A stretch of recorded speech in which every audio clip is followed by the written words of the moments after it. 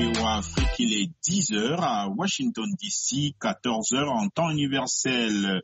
À présent, un bulletin d'information et pour vous le présenter, je suis Mohamedou Oumfa. Au Tchad, le général Mahamad Idriss Déby, qui dirige la junte militaire au pouvoir depuis la mort de son père, le président Idriss Déby Itno, a promis ce mardi dans un discours télévisé d'organiser un dialogue national inclusif. Son premier discours télévisé survient alors qu'au moins 2 personnes ont été tuées dans des manifestations sporadiques en N'Djamena et dans le sud du pays. Ils ont répondu aux appels de plusieurs partis de l'opposition et d'organisations de la société civile contre la prise au pouvoir par le Conseil militaire de transition. Le président français Emmanuel Macron a condamné avec la plus grande fermeté la répression. Il a indiqué que la France soutenait une transition pacifique, démocratique et inclusive et qu'il n'était pas pour un plan de succession. Félix Tshisekedi, président en exercice de l'Union africaine, appelle à revenir très vite à l'ordre démocratique.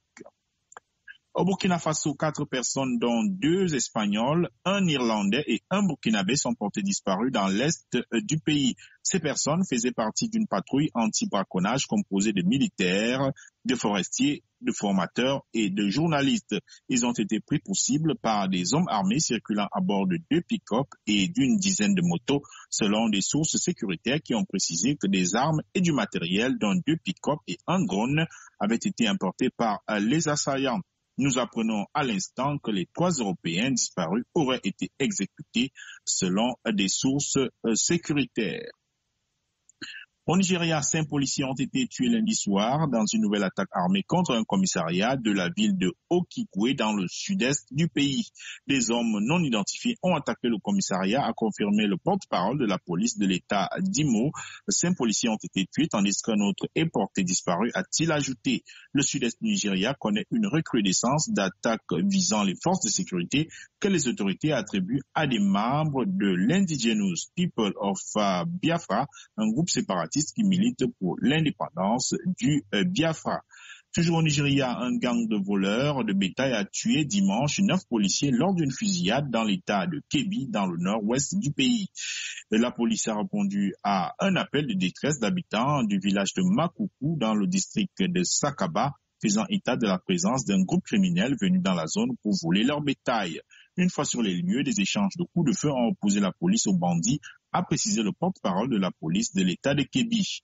Depuis plusieurs mois, ces bandits se livrent essentiellement à des kidnappings de masse visant les établissements scolaires.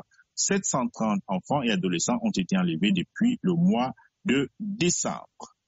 Au Burundi, au moins 1300 prisonniers ont été libérés hier, lundi, au premier jour de la mise en œuvre d'une grâce présidentielle visant à désengorger les prisons surpeuplées. C'est la première fois dans notre pays que près de 5000 détenus bénéficient de la grâce présidentielle, a annoncé la ministre de la Justice, Janine Nibizi. Début mars, un décret présidentiel avait annoncé la grâce de 5255 détenus, détaillant le nombre pour chacune des 11 maisons d'arrêt du pays afin de désengorger les prisons qui comptent actuellement près de 14 000 détenus majeurs pour 4 100 places. En Somalie, plusieurs habitants fuient certains quartiers de la capitale Mogadiscio où des forces pro-gouvernementales et combattants pro-opposition consolident leur position 2 jours après les affrontements qui ont fait 3 morts. Mogadiscio est le théâtre de violences politiques inédites après que les élections prévues pour se tenir avant février ont été reportées et que le président Mohamed Abdoulaye Mohamed a vu son mandat prolongé de 2 ans. Et puis la Tunisie va envoyer cette semaine une délégation ici à Washington en quête d'une aide financière. Selon le ministre tunisien de l'économie et des finances, la délégation amènera un programme de réforme économique qui servira de base aux discussions avec le FMI.